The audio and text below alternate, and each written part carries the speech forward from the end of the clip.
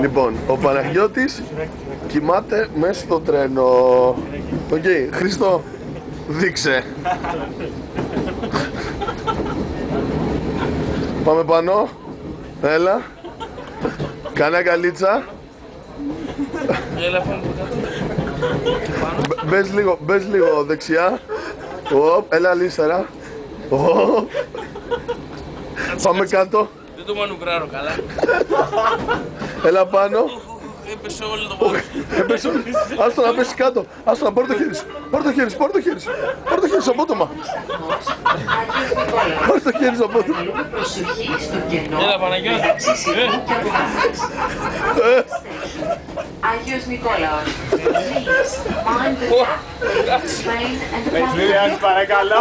Πρέπει να ανεβάσω engineering. Θα σε αφήσουμε μέχρι Κηφισιά, μαλάκα. Στα αρχίδια. Εγώ δεν σε ξυπνάω. Ναι, καφέ στην Κηφισιά.